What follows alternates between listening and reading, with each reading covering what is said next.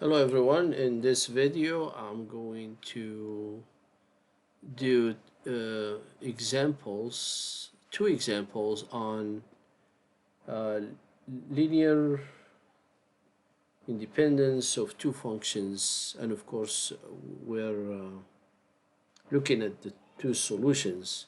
So let's say linear independence.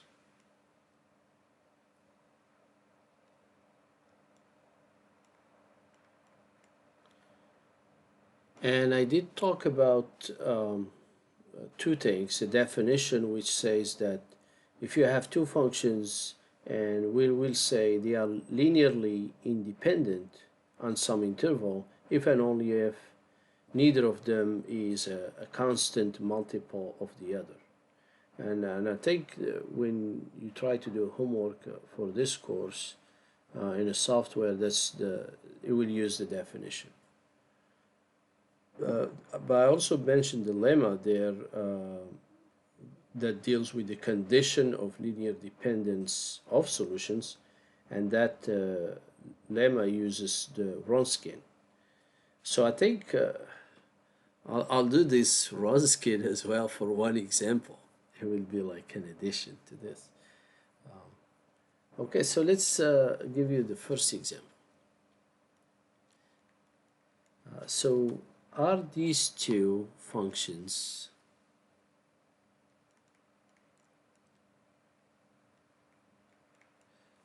linearly independent and on some point and interval and stuff, but I won't get to those details, but I will just investigate here.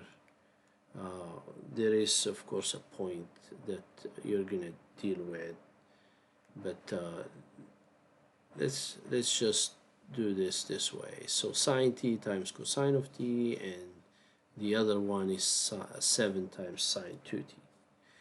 So using a definition, if you have something, maybe I'll do it here so they don't mix. Something that is y1 equal to y2. That's one is a multiple of the other. So if you do y1 divided by y2, you're getting a constant or the multiple, right?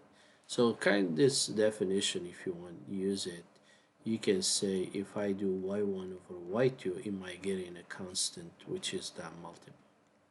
So we can try it this way.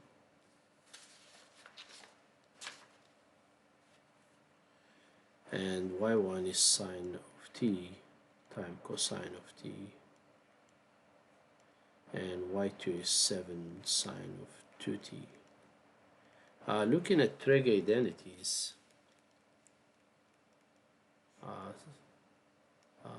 you see sine of 2t using double angle. It's times 2 sine of t cosine of t.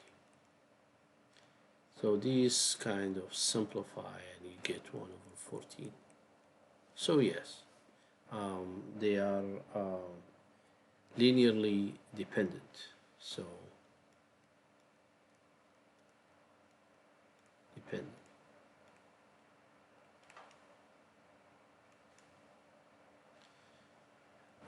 I think I'll give you here something interesting. Why not? If you like math, here it is. All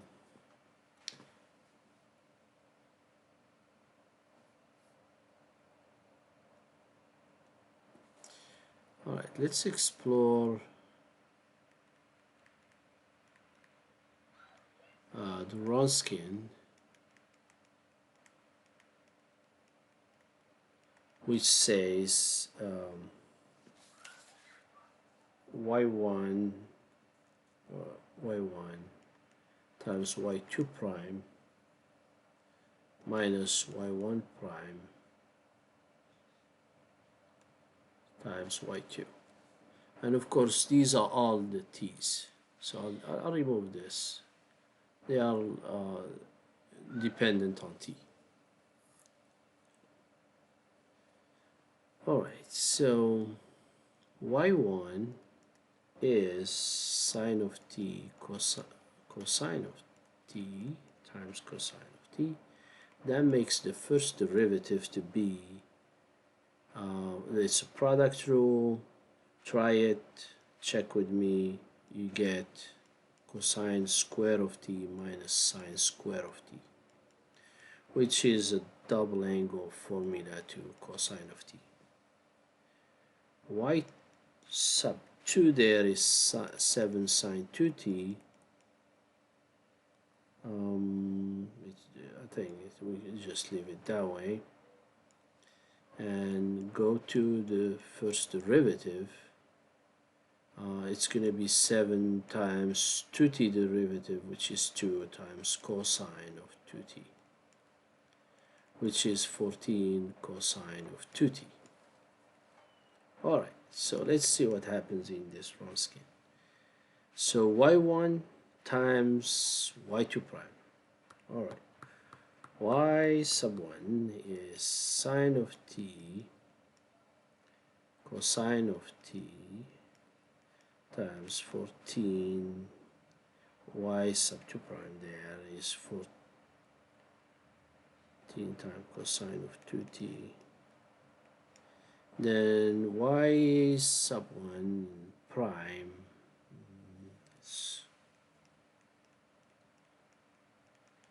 times y sub 2 there is 7 sine of 2t. Alright, so here I see that this is the double angle, but it's missing a 2. So I'll make up for the 2. Right? And it's sine 2t. And you've done this in integration, even in calc courses. Alright, so 14 cosine of 2t minus 7 cosine of 2t times sine of 2t. Okay. Alright, 14 divided by 2 sine 2t times cosine of 2t. That's a 7. We can switch this just to show. And the Wronskian is 0, and that's what the lemma says, that if this happened, then y1 and y2 are linearly dependent actually on negative infinity to infinity. Alright, let's give you an example in which they are not.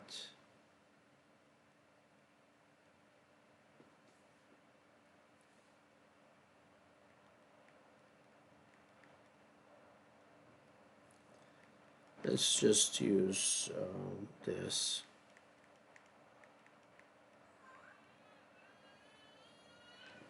Let's see y2. Where's y2? Y sub 2 here is e to negative 5t. Okay, so I'll just use definition and do this ratio and see what it gives me. Alright, try it and see.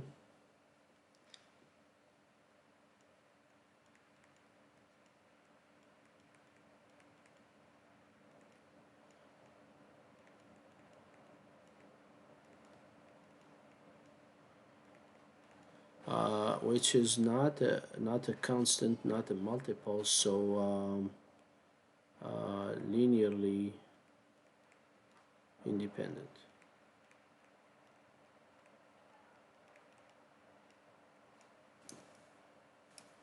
Okay, thank you.